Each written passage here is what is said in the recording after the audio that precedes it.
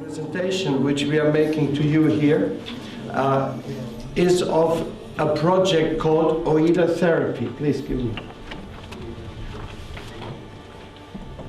This presentation has been elaborated by a team of psychologists and spiritual practitioners of different traditions, but mostly from the Vedic tradition. So from that side, we actually divide the presentation into two. It is called OIDA General Therapy and OIDA Veda Therapy.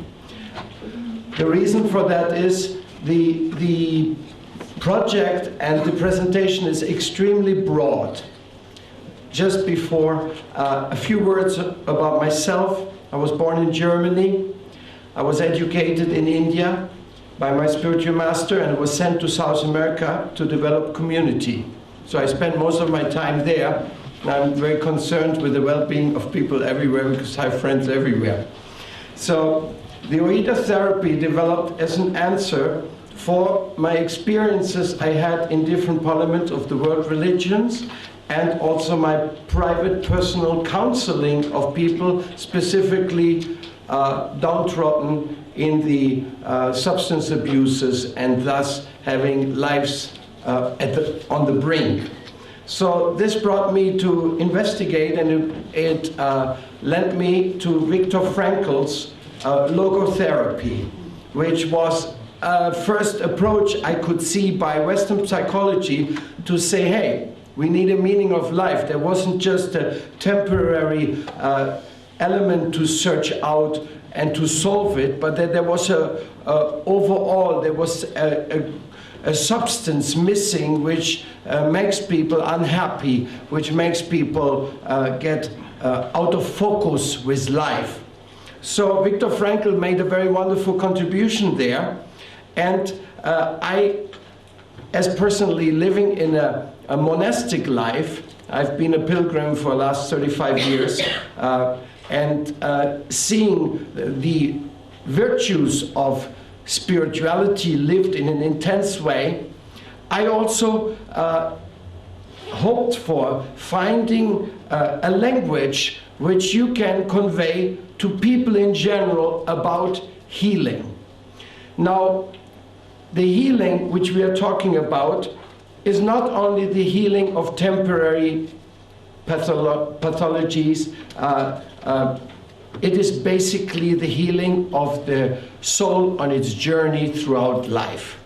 And that means coming to the end of life. So it's a lot of focus on the transition period also, means disease, serious, when the doctors say no more hope for your body, it's going to be at the end very quickly.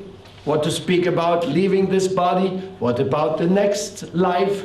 According to our Vedic philosophy, of course, we have a very solid phase in the next life, and that gives us a different approach. But in the OIDA therapy general, which is the first focus of this book, we are talking about the well-being and something which makes a person truly spiritual.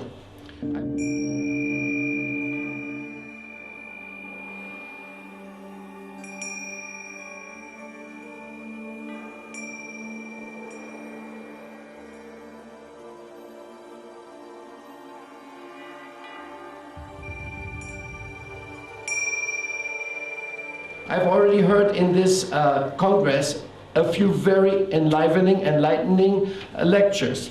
But one thing I wanted to say, we have, in a sense, as innovative here to offer, is to find a language where people from different mystical backgrounds, or even people without any mystical background in their life, can come to a common sense, come to a level of talking to each other. This, in OIDA therapy, is being described as the healing circle. Healing circle is where you find your inner peace and where you find peace with others. where you can actually relate to a world picture in which everybody fits in, and not one has to jump on top of each other in the name of any justification. So OIDA therapy is something like, we would call it, we also call it perennial psychology, because we accept that our origin, our Father, or the Lord, or whoever you may call him, he must have the well-being of everyone in his mind when he created us. And in our growth, in our spiritual advancement, we have to learn to come to a consciousness where will we be agreeable to the well-being of others. We are in psychology looking at the well-being of the individual, but how can you really honestly claim a right for personal well-being if your very existence creates danger and bad situations for others?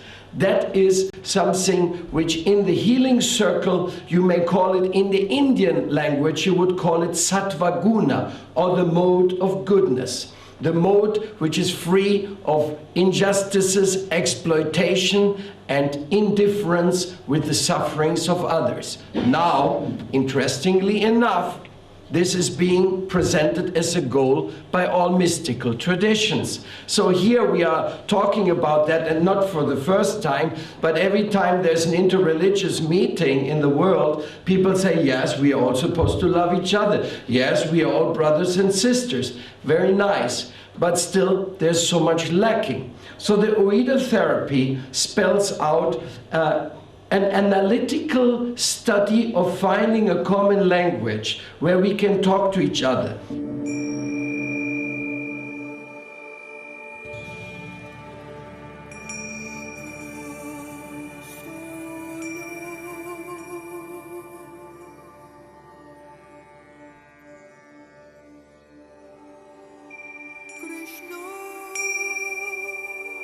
Because you can apply OIDA therapy on an individual level, and it has to start there. Unless you're a therapist of your own, on your own, you're working on your own, you can't relate to it. It's not a theory to just dwell upon. So it has to start. So OIDA therapy presents, first of all, as self-therapy. But then you can expand it into family therapy, community therapy, and ideally even interreligious community therapy. Or what about society therapy? Of course, these are high-swung words for somebody standing here in front of you, but we all recognize that there's a need of healing for the whole society as well, because otherwise why whole societies jump on other societies, killing people and depriving them of their rights? So this is what OIDA therapy is really focusing on. There is a question of well-being. There's an underlying blueprint. Just like in our analysis of science, we have discovered so many new things which are bringing us closer to spirituality. They bring us closer to the need of developing some loving feelings, appreciation, because spirituality without love for others is a very abstract concept only.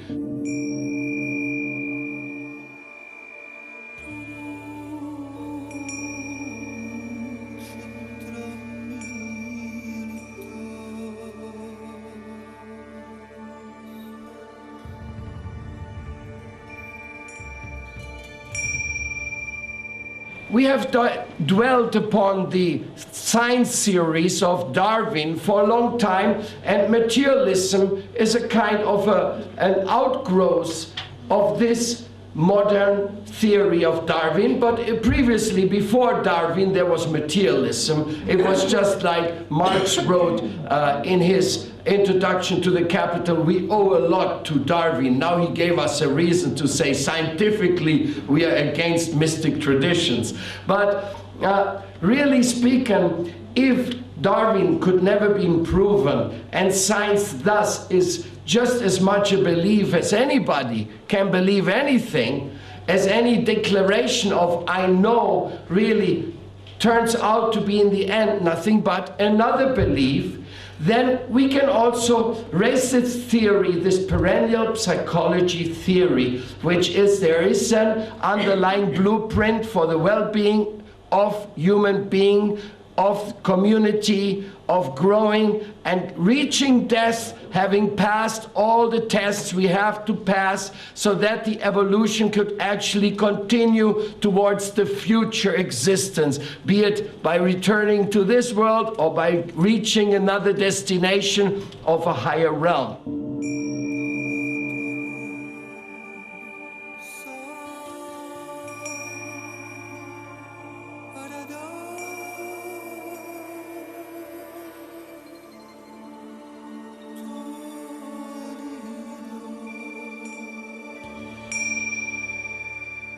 Now, researching OIDA therapy, we have really seen, and we have made that into a very simple graph, which you can appreciate in that publication which we brought with us. It shows how all the mystic traditions really lead the people to that same focus, which we call the healing circle in an abstract way.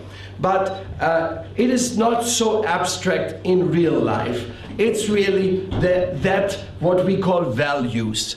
And those values, they're so much cherished, they're so necessary. And because when we recognize these values and we try to develop them, then we will obviously have a greater appreciation of the others. And here's the key. The key of OIDA therapy is really dealing with all the difficulties we may come across. And some of them we can approach without them having yet appeared. And when the real difficulties appear, then even more so we need help and we need healing.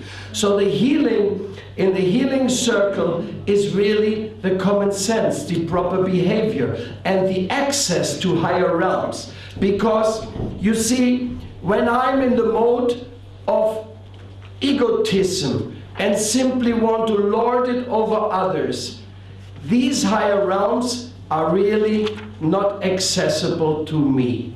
So therefore, I have to come to understand that I am lacking. This realization that I'm lacking, this humility which will come to us from that, will be the first stepping stone to have a real sane and healthy attitude towards others.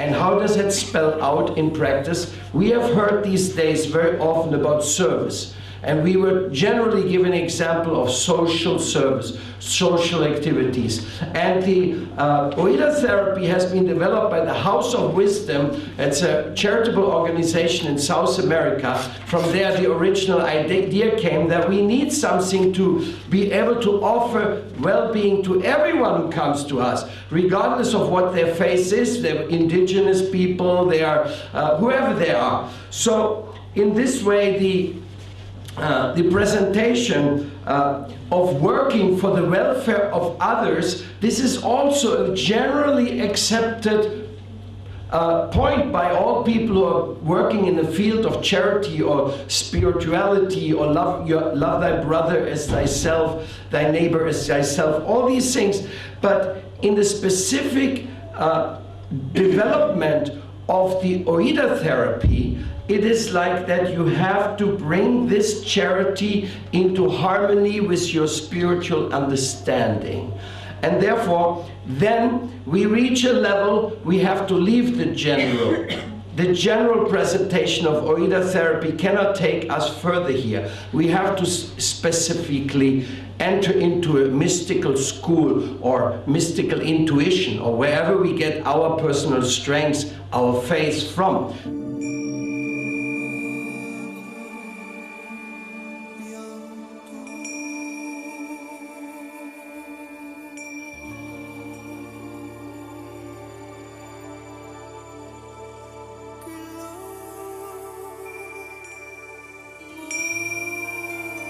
Because OIDA means I know in Greek, and I know is the faith I profess or which I feel to have. So when I want to know something of an area or region I have no access to, I need to find somebody who is going to help me. For example, if I want to know who is my father, I have no other resource than asking my mother. And I have to believe what she says. I have no way to verify whether it's true or not what my mother says. So the very crucial informations of life depend on having received the right information and having deposited your faith in it. And then you can relate to some gentleman as your father and have a joyful relationship develop. In a similar way, in the mystic traditions,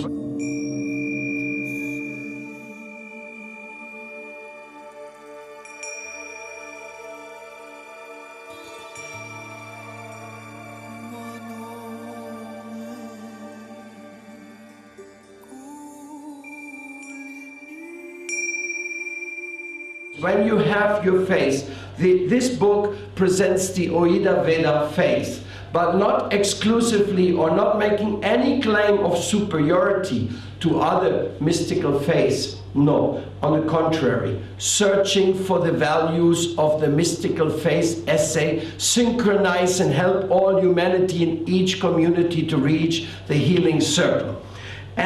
But we are giving this example naturally because it's my own path which I'm going on in my life, and also because I had so many resources and so much help I could get to gather this material. What is left to be done will be that other mystical traditions will take up this type of approach, how to bring their members and their faithful to this all-encompassing, all-loving, all-appreciating healing circle where everybody can fit in and create a language.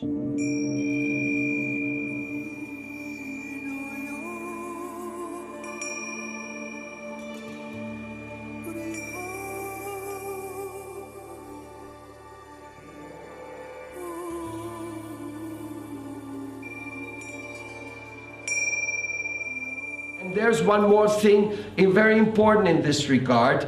This is, we are talking here about a world which is, well, it's a duality. Is there such a plurality of faiths and people who don't believe in anything anymore, institutional religions which are not really attended very much, and all this phenomena as we see. And modern man has said, okay, let's do away with this problem, we just go secular. But by going secular, they all went with the faith that faith in any mystic tradition has no value, which is again just another faith.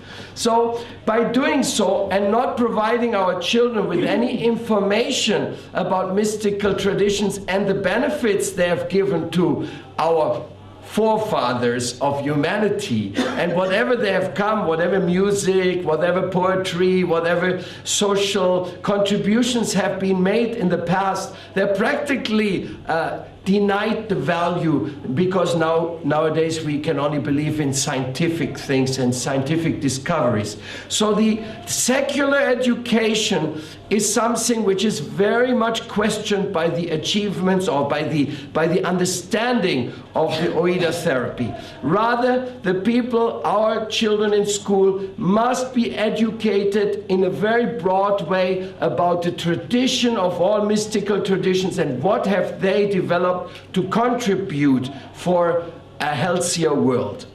We have to allow our young people and all of us to come to your own criteria, to develop your own strengths, your own foot on this ground, saying, yes, I am allowed to know about all these things I feel attracted, and come to my own conclusion in what I want to believe, what paths I want to follow. Usually secular education and also those fundamentalist educations, they exclude every dignity and information about any other type of teachings, and thus they deprive them maybe of the greatest treasures.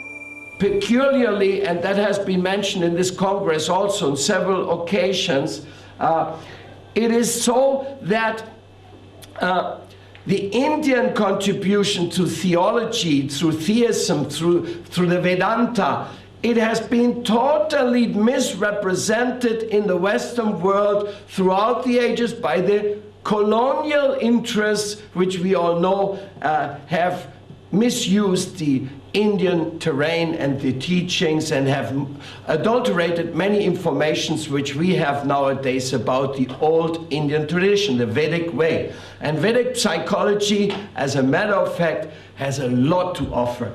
Above all, it has to offer an understanding of ourselves. What is this body?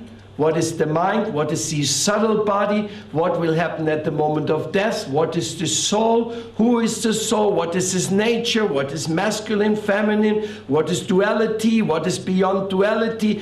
All these subjects, like talking in the words of Klaus Klostermaier, who was a Catholic priest and a scholar. He was sent to India maybe some 25 years ago to study what the Hindu faith was really about as a Catholic scholar. And he lived in Vrindavan, and he wrote a book later called Vrindavan Days. And in that book he said, when we tried to speak theology with the Indian people, we were astonished that we just say one word and they gave us a lecture.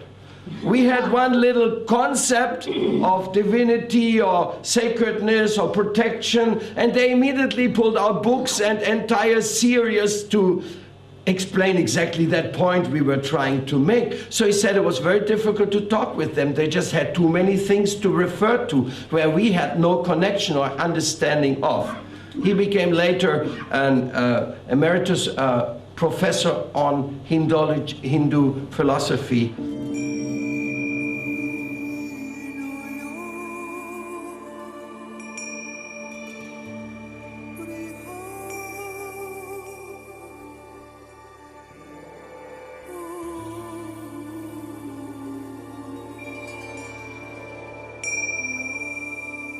We are here in this wonderful meeting in the Congress because we want to share and gain contacts with people who are also interested in bringing more strength to the healing of community and the healing of the individual. And this is the underlying spirit I have perceived by many of the lectures and the private talks, that this is what we are all coming for. And as we go forward in our life, and as this Congress will finish and we will go back to our different countries and activities, it would be a wonderful thing if you could give us some feedback. If you can go through it, this book you can obtain here, or you can load it down for free on the internet. We have a downloadable version. It is a philosophy that whoever has something good to contribute from any mystic tradition is most welcome. He can put it. We have a website open for all these contributions. And we really hope that we can offer to the Parliament of World Religions some networking with other mystic paths.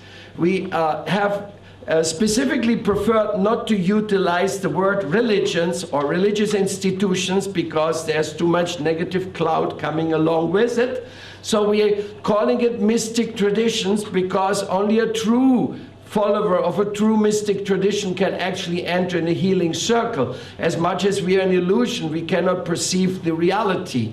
And now this is a claim, but it's not about claims here. It's about results. You know the tree by the fruit it gives. So we are also hoping to produce some tangible results which will be appreciable and which will be, above all, if you may say, an hidden agenda. We're really not. But personally, I would really like Europe and America to know what's the Indian contribution to the value of the development of the human species and for healing the wounds and the pains humans go through because of avidya or ignorance.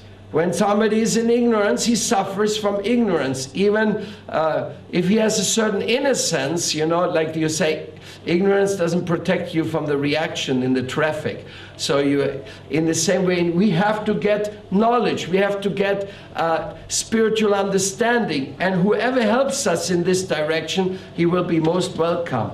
So we are looking forward and to have a network and a cooperation with many other people from other schools, and in this way be able to show to those who are innocent and searching for help, because that's what it's all last not least about, that they will find that there's a forum where you can believe freely and you can develop and share, and you can find your like-minded people, which is very important, because association on the spiritual path is a very crucial element. We call in India sadhu sangha, association with those who are also on the spiritual path, so that we can make an offering to humanity, an offering to the need.